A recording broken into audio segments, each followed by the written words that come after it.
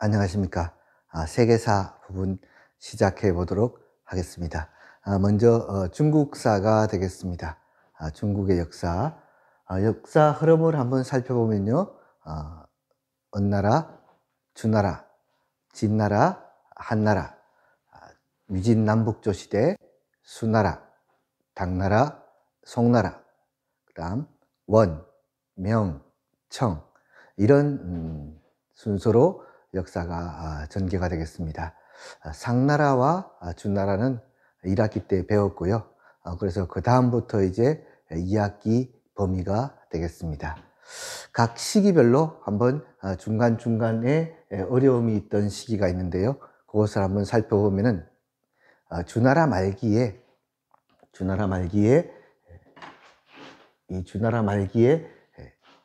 춘추 전국시대가 전개가 됩니다. 이 춘추 전국시대를 통일한 왕조가 진왕조고요. 다음 진나라 말기에는 항우와 유방이 싸움을 하죠. 그래서 누가 이기죠? 유방이 이깁니다. 그래서 유방이 한나라를 세우고요.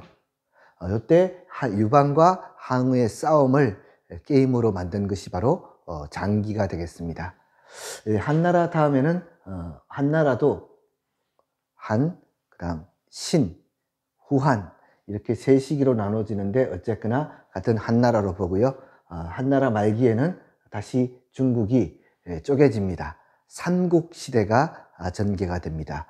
위, 촉, 오, 위나라, 촉나라, 오나라, 세 나라가 서로 싸우는, 그래서 위나라가 촉을 멸망시키고, 그 다음 진나라로 나라 이름을 바꾼 다음 마지막으로 오나라까지 멸망시켜서 삼국을 통일하는데 북쪽에서 5 오랑캐가 쳐들어오게 됩니다. 그래서 5호 16국 시대가 전개가 되는데요. 이 혼란을 북쪽에서는 이제 북위라고 통일을 하고, 남쪽으로 이제 송나라가 내려갔다가 송, 제, 양, 진이라고 하는 그런 남쪽의 왕조가 성립이 됩니다. 그래서 북쪽의 왕조와 남쪽의 왕조, 이 두 가지가 있다고 해서 위진 남북조 시대라고 이렇게 이야기를 합니다. 이 위진 남북조 시대를 통일한 왕조가 바로 수나라가 되겠고요.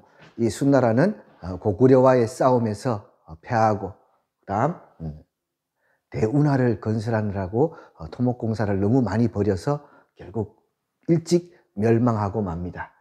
다음으로 당나라가 건국이 되고요.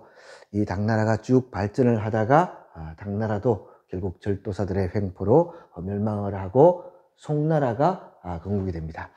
이 송나라는 당나라가 망한 것을 봐서 군벌을 좀 죽이고 절도사들을 죽이고 문치주의로 들어가게 됩니다. 그래서 지나친 문치주의로 인해서 국방력이 약화되자 그란족, 그다음 여진족, 서하족, 이런 족들의 침략을 받아서 남쪽으로, 결국 금나라의 공격으로 남쪽으로 내려가서 남송을 건국하게 되고요.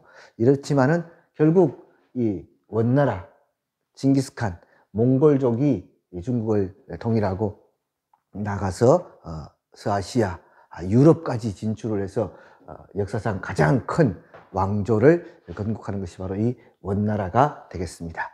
이 원나라는 명나라에 의해서 멸망하고요. 명나라는 청나라에 의해서 멸망하고, 청나라 다음에가 바로 중국이 건국되는 그런 순서가 되겠습니다. 자, 이렇게 살펴본 중국 역사의 흐름에 대해서 알아봤고요. 다음은 각 시기별로 이제 한번 살펴보도록 하겠습니다. 춘추 전국시대 하면은 무엇보다도 제자백가 사상이 나오는데요. 제자백가 사상이라는 게 도대체 무엇일까? 자, 혼란스러운 시대에 부강한 나라를 만들 수 있습니다 라고 주장한 학설을 가지고 제자백가라고 합니다. 그 내용을 살펴보면은 유가에는 공자와 맹자, 예와 인으로 나라를 다스리면은 나라가 부강해질 수 있다라고 주장한 것이고요. 도가는 노자와 장자의 주장인데 인위적인 것을 거부하고 자연으로 돌아가자라고 주장을 합니다. 다음은 병가인데요. 병가는 손자가 주장을 했습니다. 군사력을 키워야 나라가 튼튼하고 부강해진다. 다음 상한과 한비자는 법가 사상이 이 나라를 강하게 하는 기본이다. 신상필벌, 잘하면 상을 주고 잘못하면 반드시 벌을 줘서 모두가 다 잘할 수 있게끔 만드는 것이 나라를 부강하게 만드는 기본이다 라고 주장하는 것입니다. 다음은 묵가인데요. 묵자가 주장하였습니다. 차별 없는 사랑을 주장한 것이 바로 이 묵가가 되겠습니다. 이 외에도 여러 가지 사상이 있지만 대표적으로 이러한 사상들을 들 수가 있겠습니다. 자, 다음은 주나라를 통일한 춘추전국 시대를 통일한 진나라에 대해서 살펴보도록 하겠습니다. 진나라는 춘추전국 시대를 통일한 왕조이고요. 진시황제라고 들어봤죠? 진시황제는 진나라에서 처음으로 황제의 칭호를 사용했다라고 해서 진시황제라고 합니다. 진시황은 중앙집권 정책을 펴서 군현제를 실시합니다. 그리고 여러 나라를 통일하였기 때문에 통일 정책을 실시합니다. 문자의 통일, 도량형의 통일, 화폐의 통일을 이야기하는 거죠. 다음은 북쪽에서 흉노족이 자주 침입했기 때문에 이들을 막기 위해서 만리장성을 축조하기 시작했습니다. 다음은 한나라에 대해서 살펴보겠습니다. 한나라는 바로 유방과 항우가 싸워서 유방이 이겨서 세운 나라가 되겠죠. 자, 한나라는 고조가 군국제를 실시하였고요. 군국제란 것은 가까운 지역은 군현제고 멀리 떨어져 있는 지역은 봉건제를 실시하여 군현제와 봉건제가 합쳐진 그런 제도를 군국제라고 합니다. 무제 때의 전성기를 맞이하는데요. 이 무제 때는 다시 이제 군현제를 실시합니다. 그리고 유교 통치 이념을 확립하기 위해서 태학을 설립하고요. 소금과 철, 전매제를 실시하여 경제를 보완했습니다. 전매제라는 것은 국가에서 생산과 판매를 모두 다 하는 것을 가지고 전매제라고 합니다. 다음은 장건을 서역쪽으로 파견해서 비단길을 개척해서 여러 가지 무역을 하는 데 있어서 큰 교통로를 확보하였습니다. 다음은 위진 남북조 시대에 대해서 살펴보도록 하겠습니다. 두 개의 왕조가 나누어져 있다고 첫 흐름에서 설명했죠. 자, 이 북조에는 효문제라고 하는 북위의 황제가 있는데요. 이 사람은 한화 정책을 폈습니다. 자기들이 선비족임에도 불구하고 복장과 언어는 이 한나라 것을 쓰도록 했습니다. 그래서 이 효문제는 중국식 그런 제도라든가 정치를 많이 구사했던 황제로 유명합니다. 다음 위진 남북조 시대에는 구품 중정제라는 관리 등용 제도를 실시하였습니다. 그래서 중정관을 뽑아서 이 중정관이 그 지방의 젊은이들을 추천하는 그런 제도를 가지고 구품 중정제라고 하는데요. 9등급으로 나누었다. 그래서 중정관이 지방에 있는 젊은이를 9등급으로 나누어서 국가에다가 추천을 해준 제도라고 말할 수 있겠습니다. 이 중정관이 아주 고르고 잘 추천했다면은 큰 문제가 없겠지만 자기와 친한 호족, 자기에게 잘해주는 호족의 자제를 제일 높은 등급으로 올려주었기 때문에 결국 이로 인해서 호족 사회가 성립되고요. 이 호족들이 계속 높은 관직을 맞으면서 나중에는 문벌 귀족으로 성장하게 됩니다. 그리고 위진 남북조는 불교가 아주 많이 발달을 했습니다. 후한 때 전래가 된 불교가 위진 남북조 시대에 꽃을 피우게 됩니다. 그리고 도교가 발달을 하는데요. 민간 신앙에다가 도가 사상 이런 것이 합쳐져서 도교가 발달하게 됩니다. 네, 다음은 이제 수나라, 당나라, 송나라에 대해서 한번 살펴보도록 하겠습니다. 먼저 수나라는 관리등용제도로 과거제를 실시하였습니다. 당나라 때도 과거제를 실시하였고 송나라 때도 과거제를 실시하였는데 차이점이 뭐냐 하면은 송나라 때는 황제까지 동원되어서 황제가 3차 시험에 관리를 뽑았기 때문에 이 과거제가 올바르게 제대로 시행되었다고 볼 수가 있겠습니다. 수나라는 양제 때 대운하를 건설하는데요. 남북을 연결하는 대운하를 건설하는데 너무 많은 토목공사에 농민들이 동원되었기 때문에 굉장히 농민들이 살기 힘들어하였습니다. 거기에다가 고구려 원정에 실패하였고요. 결국 대토목공사와 고구려 원정 실패로 수나라는 일찍 멸망하게 됩니다. 다음은 당나라인데요. 당나라 태종 때의 전성기를 맞이합니다. 당나라는 율령체제를 완비하고요. 돌고래를 복속해서 동서교통로를 확보했습니다. 그리고 당나라 고종 때에는 신라와 연합해서 백제와 고구려를 멸망시키기까지 합니다. 다음은 송나라에 대해서 살펴보도록 하겠습니다. 송나라는 당나라가 망한 것이 군인들 때문이다. 그래서 지나친 문치주의로 흘렀습니다. 그러다 보니까 국방력은 약화가 되고 결국 이민족의 침략을 받게 됩니다. 이민족들은 송나라에 침략하면서 송나라를 아주 괴롭혔는데요.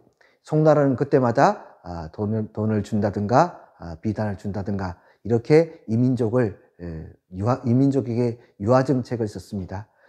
그 많은 돈과 이런 것들이 바로 평민들의 세금으로 그치는 건데요. 그래서 백성들은 너무 많은 세금을 내게 되어서 결국 힘들어하고요. 왕안석은 이것을 타개할 수 있는 방법으로 신법을 제안합니다. 그것을 가지고 왕안석의 신법이라고 합니다. 왕안석의 신법은 주로 농민들과 아주 상인들, 중소상인들에게 저리로 대출을 해주고 그 다음 이 사람들을 이제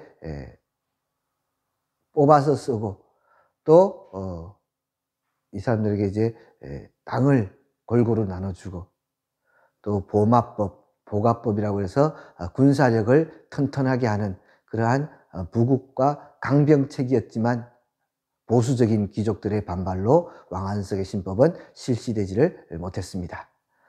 그래서 이민족의 침입으로 힘들어하다가 결국 여진족이 세운 금나라의 침입으로 남쪽으로 쫓겨가서 남송시대를 맞게 됩니다. 이 시대의 문화와 경제를 살펴보면요. 자, 윈깡석굴, 남북조 시대의 불교 석굴사원이 되겠습니다. 이것은 불교의 발달을 이야기하고요. 그 다음 중림칠현, 이것은 도교 사상을 이야기하고 여사잠도, 이것은 귀족 사회의 모습을 잘 나타낸 그러한 미술품이라고 볼 수가 있겠습니다. 다음은 수나라인데요. 수나라는 대운하를 건설해서 화북지역과 강남을 연결해서 경제적으로 발달하였습니다. 그러나 이 대토목공사 때문에 결국 망하는 그런 운명을 겪게 되겠습니다. 문화에 대해서 살펴보도록 하겠습니다. 당나라는 귀족 문화가 발달하였는데요. 두보, 백의 이런 분들의 시, 그 다음 구양순 글씨, 그 다음 훈구학을 집대성한 오경정의 이런 것들이 있고요. 그 다음 국제적 문화라는 것도 하나의 특징입니다. 수도 장안을 통해서 비단길을 통해서 수도 장안에는 조로아스트교, 경교, 도교, 불교 각종 서역 물품이 전래가 되었고요. 훈구학이 집대성되는 그런 특징을 볼 수가 있겠습니다. 다음은 송나라 문화와 경제인데요. 송나라는 발달된 농법으로 이모작을 하여서 농업 생산량이 증가하게 되고요. 인구가 많이 증가하였고요. 그래서 상업 면에서는 동업조합인 행이 만들어지고요. 그 다음 지폐를 사용했습니다. 교자라는 지폐를 사용하고 해외 무역을 전담해서 관리했던 시박사가 설치가 되고요. 송나라 때에는 성리학이라는 새로운 철학적인 그러한 유학이 발달이 됩니다. 그리고 송나라 때는 서민 문화가 발달하였습니다. 그리고 화약, 나침반, 활판, 인쇄술과 같은 그러한 문화가 발달하였다고 말할 수 있겠습니다. 다음은 원나라, 명나라, 청나라가 되겠는데요. 원나라 같은 경우는 이 송나라 말기에 5대 19개 혼란기가 전개가 되고요. 송나라가 이제 그러한 여진, 서하, 몽골 이런 사람들이 이제 침략을 해서 결국 원나라가 건국하게 됩니다. 이 원나라는 몽골 제일주의를 펴서 차별 대우를 했습니다. 제일 대우받는 사람은 몽골 사람, 그 다음이 생목인, 그 다음 아래가 이제 한인, 맨 아래쪽이 이제 남인, 이렇게 차별 대우를 했습니다. 그리고 넓어진 영토를 다스리기 위해서 역참제를 실시하였습니다. 마르코 폴로, 이븐 바투타 이 같은 사람들이 이 길을 통해서 원나라에까지 와가지고 여행을 하고 그 기록을 남겼습니다. 그 다음 원나라 때에는 교초라는 그런 지폐를 사용하였습니다. 명나라 때는 주원장이 난징에다가 명을 건국하였는데요. 이갑제를 실시하였습니다. 전체 110호를 만들어서 이 중에서 10호는 이장집, 그 다음 나머지 100호는 10집씩 해서 갑집, 이렇게 해서 이와 갑으로 나누어서 이갑제를 실시하였습니다. 이장집은 자기 소속에 있는 10집에 대해서 세금도 거두고 통제를 하는 그러한 방식의 통치제도를 이갑제라고 합니다. 영락제 때는 수도를 베이징으로 옮기고요. 그 다음 정화를 원정을 보냈습니다. 그래서 동남아시아, 저 아프리카까지 정화가 진출을 했습니다. 이때 바로 화교들이 동남아시아라든가 이 지역으로 진출하는 계기가 됩니다. 다음은 청나라에 대해서 살펴보도록 하겠습니다. 청나라는 누르하치가 세웠는데요. 처음에는 후검이라고 하였습니다. 태종 때 국호를 청이라고 고치고요. 베이징을 점령하고 중국을 차지하게 됩니다. 이 청나라는 여진족들은 회유책과 강압책으로 이 지역을 다스렸는데요. 회유책을 살펴보면은 살살 달린 것이죠. 만한병용, 만주족과 한족을 골고루 관직에 뽑아 쓴다. 사고전서, 그 역사에 대해서 아주 쭉 길게 사료를 모아서 편찬한 사고전서를 편찬하였습니다. 그 다음 강압책으로는 억압을 하는 건데요. 변발을 강요하고 그 다음 만주족을 비판하는 것을 금지하였습니다.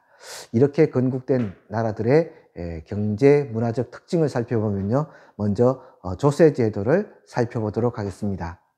당나라 때는 주변 국가들의 모범이 되는 조용조 세법을 썼습니다. 그러나 이 조용조 세법도 오래가지 못하고요. 황소의 난이라든가 안사의 난 때 벌써 이런 제도들은 무너지게 됩니다. 그리고 양세법이라고 하는 새로운 제도가 실시가 되는데요. 이어서 송나라가 건국되고 이 제도가 일반적으로 사용되었기 때문에 우리는 당나라 때는 조용조세법, 송나라 때는 양세법이라고 이야기를 합니다. 그래서 여러분들이 선생님 양세법은 당나라 말기에 사용되지 않았나요? 예, 맞지만 당나라 때 세법이라고 하면은 조용조, 송나라 때는 양세법 이렇게 이야기를 합니다. 다음은 명나라 때는 일조편법이 사용되었는데요. 일조편법이란 것은 토지세와 인두세를 한 세트로, 한 조로 해서 거두었다고 해서 일조편법이라고 합니다. 그 다음 청나라 때는 모든 세금을 토지를 기준으로 토지에다 합쳐서 내게 했습니다. 그리고 언어로 내게 했기 때문에 지정언제라고 이야기를 합니다. 다음은 유학의 발달을 살펴보도록 하겠습니다. 한나라 때부터 당나라 때까지는 한자의 음과 뜻을 주로 풀이하는 훈고학이 발달하였고요. 송나라 때는 명분을 이야기하는 성리학이 발달하였습니다. 명나라 때에는 실천을 강조하는 양명학이 발달하고요. 청나라 때는 그것에 대해서 학문에 대해서 증명을 할 수 있는 고정학이 발달하였습니다. 인도의 역사에 대해서 살펴보도록 하겠습니다. 자, 인도 왕조 변천을 한번 살펴보면요. 자, 먼저 브라만교의 성립, 즉 다시 말해서 인도 문명에서 이제 겐지스강 유역 쪽으로 아리아인들이 침략하면서 만든 종교가 바로 브라만교가 되겠습니다. 다음으로 불교가 성립되고요. 그 다음 알렉산드로스 대왕이 동방 원정을 와서 인도에 간다라 미술을 성립시킵니다. 그리고 마우리아 왕조가 성립되고요. 쿠샨 왕조가 성립되고요. 그 다음 굽타 왕조가 성립됩니다. 그 다음에는 이슬람 세력들이 침략을 해서 델리 술탄 왕조를 만들고요. 무굴 제국이 건국이 됩니다. 이런 과정을 거쳐서 이제 인도 문화가, 인도 역사가 발전하게 됩니다. 먼저 불교의 등장을 살펴보면요. 브라만교가 쇠퇴하고 불교가 발전하게 되는데요. 이 브라만교는 너무 엄격한 제사의식을 강조하고요. 그 다음 최고의 신분으로서 지위를 유지했었습니다. 그런데 철기가 사용되고 전쟁이 많아지고 그러면서 크샤트리아는 불만을 표시하게 됩니다. 내가 이 어려움을 극복하고 이렇게 하게 됐는데 가만히 있으면서 브라만교는 최고의 지위를 누린다. 철기의 사용으로 이제 농업 생산력도 증대하면서 이제 바이샤 계급, 평민 계급들도 점차 부유해지게 됩니다. 그러면서 이들도 브라만에 대해서 불만을 많이 갖게 됩니다. 그러던 찰나에 평등과 자비를 강조하는 불교가 나타나게 되고요. 인도에서는 왕실의 지원을 받으면서 불교가 더욱더 발전하게 됩니다. 따라서 브라만교는 쇠퇴하고 불교가 발전하게 됩니다. 다음은 인도의 이제 통일되는 왕조를 살펴보도록 하겠습니다.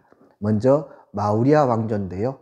마우리아 왕조는 아소카 왕 때 전성기를 맞이합니다.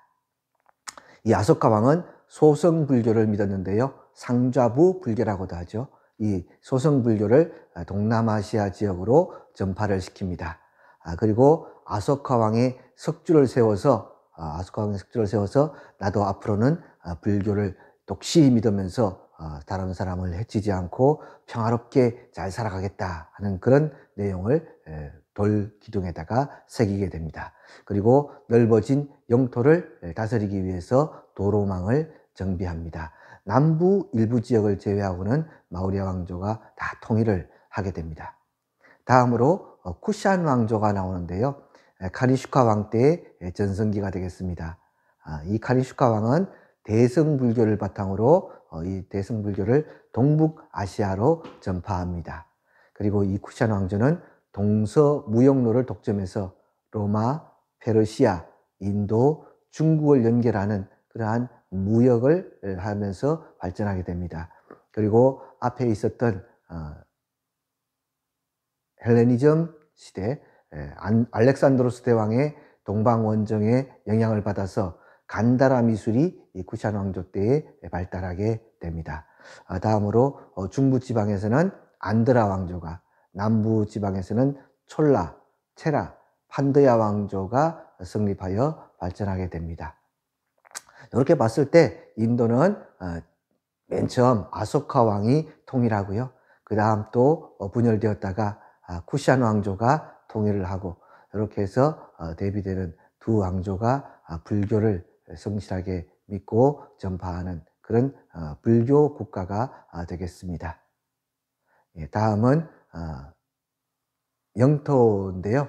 자, 맨 첫 번째 있는 이 지도는 대부분 남부 지역을 빼고 나머지 대부분을 통일하는 바로 마우리아 왕조가 되겠습니다. 아소카 왕 때의 전성기고 마우리아 왕조의 영토를 표시하는 지도가 되겠고요.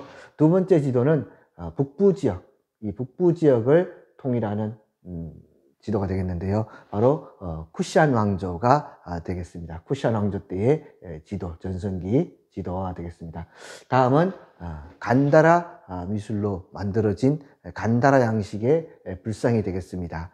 이 간다라 양식은 헬레니즘 양식, 헬레니즘 문화와 그다음 인도 고유 문화가 합쳐진 그런 문화를 이야기하는 것이라고 볼 수 있겠습니다. 다음은 힌두교의 성립과 발전이라는 주제로 말씀을 드리는데요.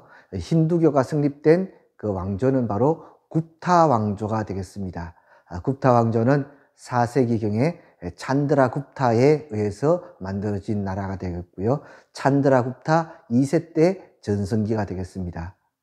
벵골만에서 아라비아해까지 통일하는 그런 대제국을 건설했던 왕조가 바로 굽타 왕조가 되겠습니다. 이 굽타 왕조 때 만들어진 종교는 힌두교인데요. 이 힌두교는 브라만교를 중심으로 인간 신앙과 결합된 그런 신앙이 바로 힌두교가 되겠습니다. 이 힌두교는 카스트 제도를 인정합니다. 그러면서 그 카스트마다의 자기 의무를 강조하고요. 근데 초기에 나왔던 이 브라만교의 카스트제와 차이점이 뭐냐 하면은 이 힌두교의 카스트제는 열심히 자기의 의무를 다하면은 이 다음에는 더 나은 카스트로 탄생할 수 있다. 카스트가 이제 바뀔 수도 있다 하는 그런 이야기가 되겠습니다. 그리고 힌두교에는 브라흐마라고 하는 창조의 신, 비슈누라고 하는 유지의 신, 그 다음 파괴를 담당하는 시바신이 있다고 믿는데요. 특히 이 힌두교가 왕실로부터 지원을 받을 수 있었던 이유는 바로 비슈누가 왕의 모습으로 나타났다. 왕은 비슈누의 다른 모습이다. 이렇게 이야기를 했습니다. 그래서 왕실에서는 왕이 신이 되니까 너무너무 좋겠죠. 그래서 왕실에서 힌두교를 적극적으로 밀어주게 되겠습니다. 다음은 굽타 왕조의 문화를 한번 살펴보도록 하겠습니다. 자, 굽타 왕조 때는 인도의 전통 문화가 발전을 하게 됩니다. 그래서 문학에는 마하바라다, 라마야나 같은 이런 문학 작품이 나오고요. 아잔타 습불 사원이 나와서 육체미가 뚜렷한 그러한 모습을 보이고요. 그 다음 원주율을 이용해서 지구의 둘레를 계산하고 지구가 자전하는 것을 증명하고요. 그 다음 숫자 0의 개념을 파악해서 아라비아 숫자의 기원이 되는 것도 바로 이 굽타 왕조 시대가 되겠습니다. 다음은 델리 술탄 왕조인데요. 이슬람 세력들이 북인도 지역에 침입해서 세운 왕조가 되겠습니다. 맘루크, 즉 다시 말해서 이슬람 왕을 호위하는 그런 군사를 가지고 맘루크라고 하는데요. 이 맘루크였던 아이바크라는 사람이 들어와서 인도에다가 이슬람 계통의 왕조를 세우게 됩니다. 그래서 이때의 왕조를 가지고 델리 술탄 왕조라고 이야기를 합니다. 자, 인도에는 이슬람교를 전파시키고요. 이슬람교로 개종하면은 세금을 깎아주는 이런 제도를 펴면서 이슬람을 아주 확대했다고 볼 수 있겠습니다. 다음은 동남아시아가 되겠습니다. 지도를 보면서 설명드리도록 하겠습니다. 자, 이 베트남의 영역은 이 라오스 쪽으로 해서 이렇게 베트남이 길게 이게 베트남의 땅입니다. 그래서 이 북부 지역은 중국과 밀접해 있고 중국 문화의 영향을 많이 받았습니다. 북부 지역은 리왕조, 쩐왕조, 그다음 중국 문화, 남부 지역은 참파, 인도 문화. 이 남부 지역에는 참파 왕조가 있었고요. 참파국이 있었고 인도 문화의 영향을 많이 받았다는 것이 특징이 되겠습니다. 다음은 미얀마 쪽에는 상좌부 불교가 발달하였고요. 상좌부 불교가 발달하였고 여기에는 파간 왕조라는 왕조가 있었습니다. 그 다음 캄보디아, 오늘날 캄보디아가 되겠는데요. 거기에는 부남국이 있었습니다. 부남국이 있을 때 대성불교가 발달하고 중개무역으로 나라가 번영하게 됩니다. 그러다가 진납국 때 진납국 때 앙코르 왕조가 들어서면서 앙코르와트 유적, 앙코르톰 유적이 만들어지게 됩니다. 다음은 인도네시아인데요. 인도네시아, 싱가포르와 인도네시아 그 사이에 있는 이 지역에서 스리위자야라고 하는 나라가 있었는데요. 이 나라가 이제 동서무역을 중개했던 중개지로 발전하게 되고요. 그 다음 요 아래에는 샤일랜드라라고 하는 그런 왕조가 들어서서 발전을 하게 됩니다. 이 샤일랜드라에는 대성불교가 발달하고요. 힌두교가 있고, 그래서 보로부르두 사원이라고 하는 유명한 사원이 있는 곳이 바로 되겠습니다. 다음 시기가 지나서 이 지역에는 마자피허시라고 하는 그러한 왕조가 들어섭니다. 그래서 수마트라, 자와를 통치하고 향료 무역으로 나라가 번영하게 되는 마자피혓이 있습니다. 이렇게 해서 동남아시아 역사까지 간단하게 유럽 역사에 대해서 같이 한번 살펴보도록 하겠습니다. 유럽 역사의 시대 흐름을 한번 살펴보면요. 자, 그리스 시대가 있고요. 그리스가 있는데 이제 먼저 아테네가 맹주국이 되었다가 그 다음 스파르타가 맹주국이 되죠. 그 다음 이제 마케도니아가 또 그리스 지역을 지배하게 되고요. 이것이 그리스 지역의 역사입니다. 그리스의 아테네와 비슷하게 로마가 또 이제 성장을 하는데요. 이탈리아 반도에서 로마가 성장하기 시작합니다. 이 로마는 얼마 가지 않아서 약 한 5세기경에 동서로마로 분리가 되고요. 서로마는 일찍이 멸망하고 프랑크 왕국이 들어서고요. 동로마 쪽은 비잔티움 제국이라고 해서 서로마가 멸망한 이후에도 계속해서 동로마가 발전하게 됩니다. 그러다가 십자군 전쟁이 일어나고요. 이렇게 해서 이 유럽 지역의 역사가 전개가 됩니다. 그리스 지역 역사를 한번 살펴보도록 하겠습니다. 기원전 8세기경 그리스 지역에는 폴리스가 성립을 합니다. 이 폴리스라는 것은 자그마한 도시국가를 말하는 것입니다. 이 도시국가에는 아크로폴리스라고 하는 신전이 있고요. 그 다음 아고라라고 하는 넓은 광장이 있어서 모여서 여기서 토론도 하고 뭐 선거도 하고 이런 일을 했던 민주주의의 꽃이라고 불리는 아고라 광장. 그 주변에 이제 집이 있고 뭐 땅도 있고 이렇게 해서 삶을 살아가는 자그마한 도시국가 폴리스가 있습니다. 다음은 아테네의 민주정치의 발달에 대해서 살펴보도록 하겠습니다. 아테네 민주정치는 솔론 때에는 금권정이라고 해서 돈이 많은 백성, 즉 다시 말해서 세금을 많이 내는 백성에게는 투표권을 많이 주고 세금을 적게 내는 사람에게는 투표권을 적게 줘서 세금을 내는 정도에 따라서 차등 있게 선거권을 주었다라고 합니다. 그런 것이 클레이스테네스 때 가면은 이제 재산의 많고 적음에 관계없이 선거권을, 투표권을 주었습니다. 그리고 클레이스테네스 때는 민주정치의 기초라고 할 수 있는 도편 추방제가 실시가 됩니다. 그 다음 페리클레스 시대에는 드디어 이제 공무를 맡을 사람을 선출하고 그 사람들에게 월급도 주는 이런 민주정치가 이제 활짝 꽃피던 시기가 바로 페리클레스 시대라고 볼 수가 있겠습니다. 다음은 아테네가 이제 발전하던 시대인데요. 이 아테네가 맹주국이 될 수 있었던 것은 페르시아 전쟁에서 승리하면서부터입니다.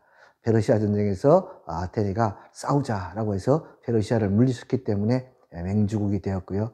그래서 아테네를 중심으로 델로스 동맹이 맺어져서 그리스 지역의 맹주국이 되었는데요. 다음은 이제 이 델로스 동맹을 시기하던 펠로폰네소스 동맹을 맺은 스파르타 중심의 이런 나라들과 전쟁이 있게 됩니다. 이 전쟁을 가지고 펠로폰네소스 전쟁이라고 하는데요. 이 전쟁에서 스파르타 중심의 펠로폰네소스 동맹이 승리하면서 스파르타가 발전을 하게 됩니다. 그러나 이 스파르타의 강압적인 통치로 인해서 스파르타는 오래가지 못하고요. 결국 그리스 지역의 패권은 마케도니아가 장악을 하게 됩니다. 마케도니아 하면 또 유명한 왕이 있죠. 바로 알렉산드로스 대왕.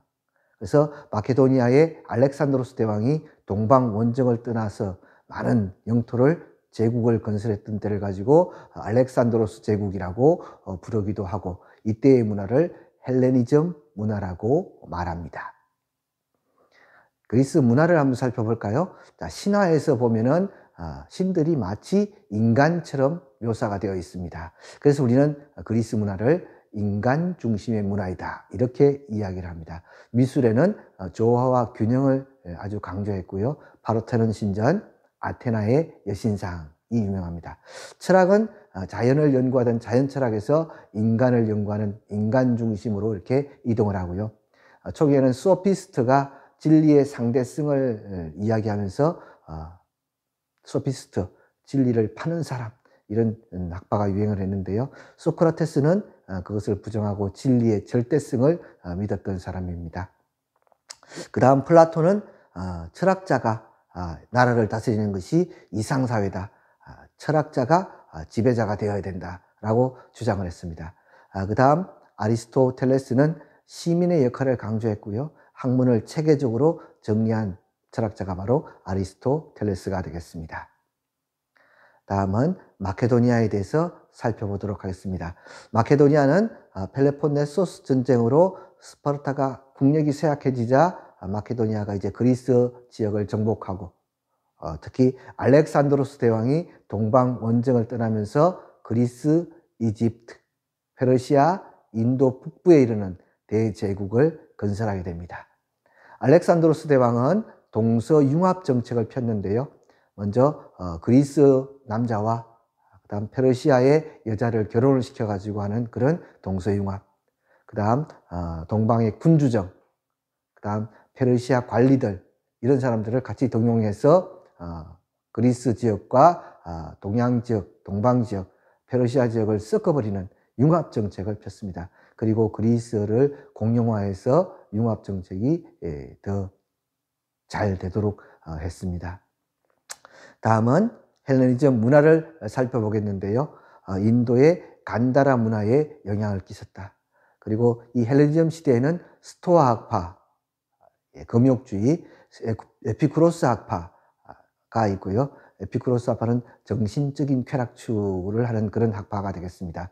아르키메데스, 유클리드, 이런 화학자가 유명하고요. 그 다음 밀로의 비너스라든가 라오콘 군상과 같은 사실적이고 역동적인 조각 작품이 유행을 했던 때가 바로 이 헬레니즘 시대가 되겠습니다. 다음은 로마인데요. 로마는 크게 보면은 왕정에서 공화정으로, 공화정에서 제정으로 이렇게 발전을 하게 됩니다. 자, 공화정이라는 것은 뭐냐 하면은 첫 번째 귀족 공화정입니다. 로마 초기에는 귀족들이 권력을 잡고 통치를 하는 그런 귀족 공화정이 되었습니다.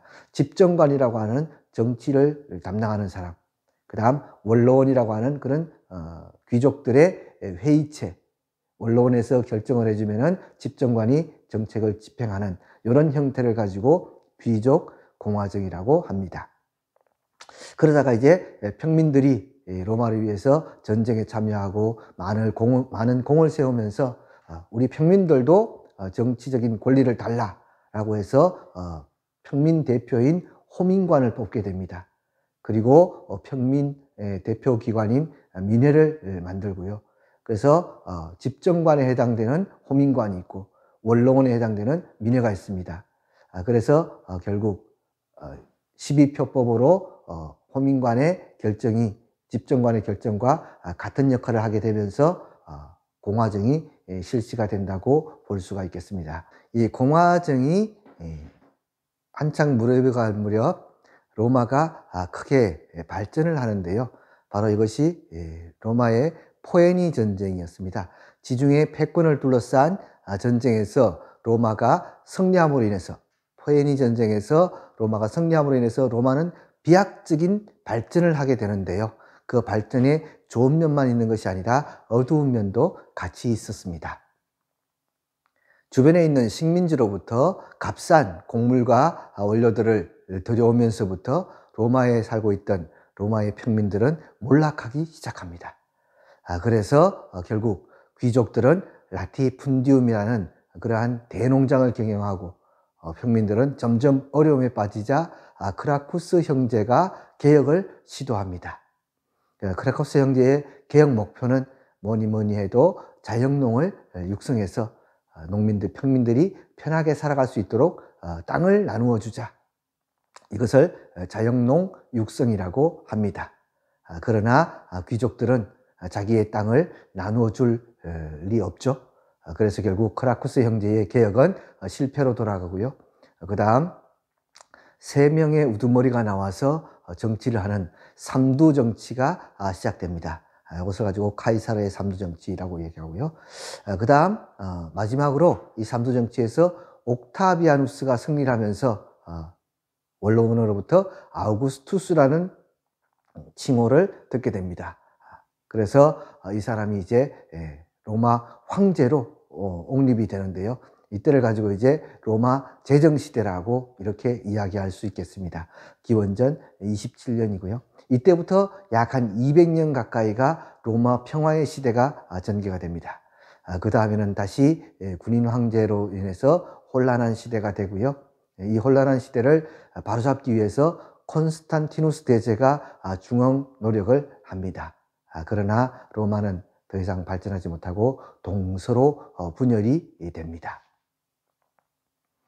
로마 문화의 특징을 살펴보도록 하겠습니다. 로마 문화는 그리스 문화와 헬레니즘 문화가 융합되어서 실용적인 그런 문화가 발달하였다고 볼 수 있겠습니다. 건축이라든가 다리, 도로, 시설, 콜로세움, 개선문, 공중 목욕탕과 같은 이런 뛰어난 건축물들을 보아서 실용적인 문화가 발달하였다라고 볼 수 있겠고요. 로마는 또 법문화 또한 빼놓을 수 없는데요. 12표법, 시민법이라고 할 수 있는 12표법이 만들어지고요. 그 다음 만민법, 누구나 따라야 되는 그런 법이라고 하는 만민법. 그 다음 유스티아누스 황제가 만든 유스티니아누스 법전으로 완비가 됩니다. 그 다음 로마 시대의 그리스도교가 발달하는데요. 초기에는 로마 신이라든가 그 다음 황제 숭배를 거부해서 박해를 받지만 콘스탄티누스 대제는 그리스도교를 공인하게 됩니다.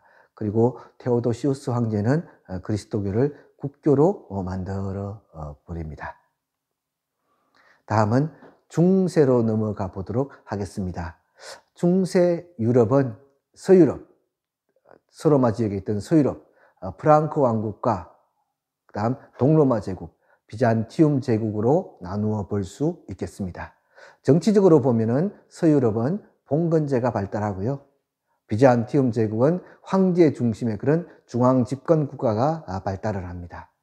문화적으로 보면은 서유럽에는 고딕 양식과 스테인드 글라스가 유행을 하고요. 비잔티움 제국은 돔 양식과 모자이크가 유명하다고 볼 수가 있겠습니다. 그리고 교회 또한 분열이 되는데요. 동서교회의 분열인데요. 서유럽 쪽에 있는 교회는 성상 숭배를 인정하였습니다.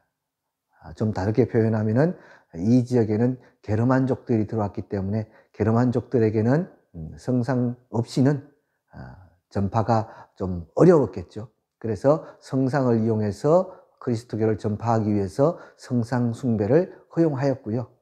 그래서 로마 카톨릭이 발전합니다. 그리고 조금 더 하나님 가까이 가기 위해서 쭉 뻗은 그런 첨탑을 쌓는 고딕 양식이 유행을 하고요. 반대로 비잔티움 쪽은 성상 숭배를 금지합니다. 그래서 이쪽 지역은 그리스 정교로 발달하고요. 고딕 양식보다는 돔 양식이 더 유행하게 되겠습니다. 다음은 이제 봉건제도와 십자군 전쟁에 대해서 간단하게 살펴보도록 하겠습니다. 봉건제는 서유럽 쪽에서 이민족의 침입을 막기 위해서 성을 중심으로 하는 그러한 정치제도가 발달했는데 이것을 봉건제라고 볼 수 있겠습니다. 봉건제는 경제적으로 장원제, 기사계급과 농노계급을 중심으로 한, 그래서 농노가 장원을 경영해서 먹고 사는 이러한 제도를 가지고 이제 봉건제의 경제적 측면 장원제라고 할 수 있겠습니다. 다시 정치적으로 보면은 주종제라고 볼 수 있겠는데요. 요거는 지배계급 간의 관계가 되겠습니다. 영주와 기사 간의 관계, 주종제가 되겠습니다. 그 다음 농노신분에 대해서 살펴보겠는데요. 이 농노신분은 다른 시대에는 보이지 않는 아주 이중적인 그러한 계층입니다. 즉 다시 말해서 자유민이면서 노예적인 성격이다. 세금을 낸다든가 재산을 소유한다든가 이런 것들은 자유민적인 성격이라고 볼 수 있겠습니다. 그러나 농노는 거주 이전의 자유가 없습니다. 이런 것들은 또 노예적인 그런 성격이라고 볼 수가 있겠습니다. 그래서 봉건제는 경제적으로 장원제, 그 다음 정치적 군사적으로는 주종제, 그 다음 농노의 신분의 특성, 이런 것들을 살펴보시면 될 것 같고요. 다음은 십자군 전쟁에 대해서 살펴보겠습니다. 십자군 전쟁이 왜 일어났을까? 바로 이 그리스도교, 기독교, 그다음 유대교의 출발지라고 볼 수 있는 성지가 바로 예루살렘에 있는데요. 그 이전까지만 해도 예루살렘은 비잔티움 제국의 관할에 있었습니다. 그러나 티르크 제국이 셀주크 티르크가 이 지역을 빼앗으면서부터 이제 비잔티움 제국이라든가 로마에서는 이 지역으로 성지 순례를 가기가 참 어려워졌습니다. 남의 나라 땅이 되었기 때문에. 그래서 비잔티움 제국 황제가 로마 교황에게 요청을 했습니다. 우리 성지 순례자들을 티르크 제국이 이슬람 교도들이 박해를 한다. 그래서 그것을 되찾아야 되겠다. 그래서 결국은 대대적인 십자군을 모집하고 이 예루살렘을 회복하기 위한 십자군 전쟁이 일어나는데요. 아이러니하게도 십자군 전쟁에 참여했던 많은 기사들, 이 참여자들은 성지 회복보다는 자신들의 이익을 챙기기에 급급했습니다. 그래서 오히려 약탈과 방화를 일삼고 빼앗고 때로는 또 물건을 구입해 오기도 하고 해서 결국은 십자군 전쟁의 주 목적이었던 성지 회복은 실패하게 됩니다. 그래서 다음으로는 각 계층이 왜 십자군 전쟁에 참여했는지를 한번 살펴보도록 하겠습니다. 황제 같은 경우는 자기의 제국을 좀 더 넓혀보자. 영주도 마찬가지고 기사도 마찬가지입니다. 자기의 한번 멋짐을 과시해보자. 그리고 영토까지 확보하면 더 좋지 않느냐.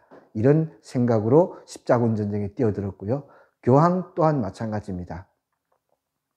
로마 지역에 있던 자기의 그런 권위를 더 넓게 서쪽, 동쪽 할 것 없이 온 세계에다가 교황의 그러한 권위를 알리고 싶겠죠. 그래서 십자군 전쟁에 승낙을 하고 십자군이라는 이름으로 보내게 되었던 겁니다. 농노는 영주가 기사가 이제 이 전쟁에 참여하면은 노예에서 해방시켜 주겠다, 자유민으로 만들어 주겠다라고 꼬셨고요. 상인들은 자기들이 동방에 가서 많은 물건을 가져와서 장사를 할 것이다 라는 그런 꿈을 가지고 이렇게 십자군 전쟁에 참여하게 되었습니다. 그러나 결과는 황제와 영주, 기사 이 모두의 몰락을 가져오고요. 그 다음 교황 같은 경우는 자기의 권위가 더욱더 땅에 떨어지게 되었습니다. 황제 같은 경우는 나중에는 결국은 교황의 권위에서 넘어서서 황제의 권위가 더 높이 올라가는 계기가 되었네요. 자, 이렇게 해서 결국 십자군 전쟁은 실패한 그런 전쟁이라고 볼 수 있겠고요. 봉건제도가 이제 무너지고 황제 중심의 그러한 국가가 탄생하게 됩니다. 동방으로부터 화약과 화약 무기가 발달되면서부터 기사들 또한 몰락하게 되고요. 이렇게 하는 큰 변화를 가져오는 것이 바로 십자군 전쟁이라고 볼 수 있겠습니다. 자, 지금까지 우리는 세계사를 살펴보았습니다. 중국사, 그 다음 인도사, 그 다음 유럽사, 이렇게 세계의 역사를 살펴보았는데요. 무엇보다 교과서를 중심으로 오늘 말씀드렸던 이런 내용들을 가지고 공부를 하시면은 아마 충분히 되지 않을까 싶습니다. 나라마다의 정치, 경제, 문화적인 특징을 좀 살펴보시고요. 이렇게 하면 되겠습니다. 혹시 제가 이렇게 수업했던, 강의했던 것 중에 잘못된 것이라든가 오류가 있으면은 바로 질문을 해 주시기 바랍니다. 그런 잘못된 부분을 찾는 학생에게는 사탕을 선물로 드리도록 하겠습니다. 이상 여러분들이 열심히 해서 좋은 결과 있기를 바랍니다.